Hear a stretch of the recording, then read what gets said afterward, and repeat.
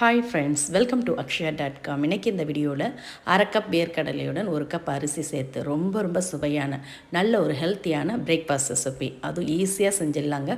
வாங்க எப்படி செய்யறதுன்னு பார்க்கலாம். அதுக்கு ஒரு மிக்சிங் பவுலில் ஒரு கப் அளவுக்கு பச்சரிசி, அதே கப்பில் அரை கப் அளவுக்கு வேர்க்கடலை, பச்சை வேர்க்கடலை தான் சேர்த்துருக்கேன். தேவையான அளவு தண்ணி ஊற்றிட்டு நல்லா 2 முறை அலசிட்டு தண்ணியை ஒட்ட வடியை விட்டு எடுத்துகிட்டு வந்துடலாம். இப்போ இதோட தேவையான அளவு தண்ணீர் விட்டு இதை அப்படியே ஒரு 2லேருந்து 3 மணி நேரம் அப்படியே ஊற விட்டுடலாம். ஒரு பிளேட் போட்டு மூடி வச்சுடுங்க. வேர்க்கடலையும் அரிசி நல்லா ஊறி வரட்டும். இப்போ ஒரு 2 மணி நேரத்துக்கு அப்புறம் திறக்கிறேங்க. வேர்க்கடலையும் நல்லா ஊறி இருக்குது, அரிசி நல்லா ஊறி இருக்குது. இப்போ இதில் இருக்க தண்ணியை வடிகட்டிட்டு அரிசியும் வேர்க்கடலையும் மிக்சர் ஜாருக்கு மாற்றிக்கலாம். எல்லாத்தையும் மிக்சர் ஜாரில் மாற்றிட்டு இதில் நம்ம ஊற வச்ச தண்ணி இருக்குல்ல, அதே கொஞ்சமாக விட்டு நல்லா கொஞ்சம் திக்காக அரைச்சிக்கலாம். அதிகமாக தண்ணி ஊற்றிடாதீங்க. நம்ம ஊற வச்ச வேர்க்கடலை அரிசி சேர்த்துருக்கோம், அதனால் கொஞ்சமாக தண்ணி விட்டு இது மாதிரி கொஞ்சம் கொரகொரப்பாக அரைச்சி எடுத்துக்கலாம். ரொம்ப நைஸாக மைய அரைச்சிடாமல் இந்த அளவுக்கு கொரகொரப்பாக இருந்தால் தான் சாப்பிட நல்லா சுவையாக இருக்கும். இப்போ அரைச்சி எடுத்த மாவை ஒரு மிக்சிங் பவுலில் ஊற்றிக்கலாம். மிக்சர் ஜார்லேருந்து கொஞ்சமாக தண்ணி விட்டு அலசி ஊற்றிக்கங்க. அதிகமாக தண்ணி சேர்த்துற வேண்டாம். மாவு இந்த அளவுக்கு திக்காக தான் இருக்கணும். இதில் நம்ம வெஜிடபிள்லாம் சேர்க்கணும்.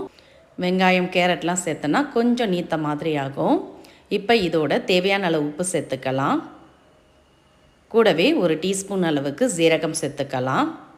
சேர்த்துட்டு இதோட ஒரு 1/4 டீஸ்பூன் மஞ்சத்தூள், கூடவே பொடியாக கட் பண்ண பச்சை மிளகா ஒரு 3 மிளகாவை பொடியாக கட் பண்ணி சேர்த்துக்கங்க. கூடவே ஒரு டேபிள் ஸ்பூன் அளவு பொடியாக கட் பண்ண இஞ்சி துண்டு, சின்னதாக ஒரு வெங்காயத்தை பொடியாக கட் பண்ணி சேர்த்துக்கலாம். கூடவே அரை கப் அளவுக்கு பேபிகார்ன் சேர்த்துக்கலாம். இருந்ததுன்னா சேர்த்துங்க, இல்லாட்டி பரவாயில்ல. கூடவே ஒரு மீடியம் சைஸ் கேரட்டையும் துருவி சேர்த்துட்டு இதோட ஃப்ரெஷ்ஷான கருவேப்பிலை, மல்லி இலைகள் சேர்த்து நல்லா மாவோடு கலந்துக்கலாம். உங்கள்கிட்ட என்ன வெஜிடபிள் இருக்கோ எதுவாக இருந்தாலும் பொடியாக கட் பண்ணி சேர்த்துக்கங்க. சாப்பிட நல்லா சுவையாக இருக்கும். வெஜிடபிள் சேர்த்ததே தெரியாது. பாருங்கள், இந்த அளவுக்கு நல்லா வெஜிடபிள்லாம் நல்லா மாவில் எல்லா இடம் பரவுற மாதிரி நல்லா கலந்து எடுத்துக்கலாம்.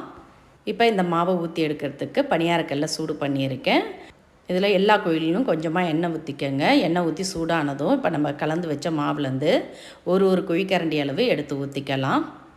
நான் சின்ன குழிக்கரண்டியால் தாங்க ஊற்றுறேன். ரொம்ப அதிகமாக ஊற்றாமல் முக்கால்வாசி அளவுக்கு ஊற்றுனீங்கன்னா போதும். இப்போ ஒரு சைடு நல்லா வெந்து செவந்ததும் திருப்பி விட்டுக்கலாம். இதில் நம்ம சோடா உப்புலாம் எதுவுமே சேர்க்கலை.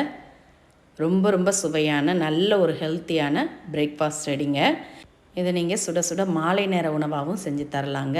இப்போ எல்லாத்தையும் ஈவனாக திருப்பி விட்டுட்டு 2 சைடுமே செவந்து வந்ததும் எடுத்துடலாம்.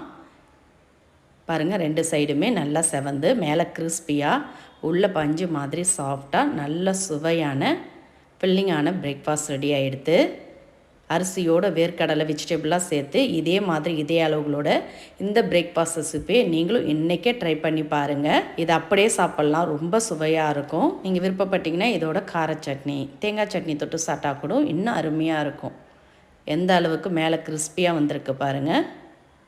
நல்ல மணமான சுவையான பிரேக்ஃபாஸ்ட் ரெடியாக எடுத்து இந்த ரெசிபி உங்களுக்கு பிடிச்சிருந்தால் வீடியோக்கு ஒரு லைக் கொடுங்க. ஃப்ரெண்ட்ஸ் அண்ட் ரிலேட்டிவோட இந்த வீடியோவை நிறைய ஷேர் பண்ணுங்கள். மறக்காமல் நம்மளுடைய சேனலையும் சப்ஸ்கிரைப் பண்ணிவிடுங்க.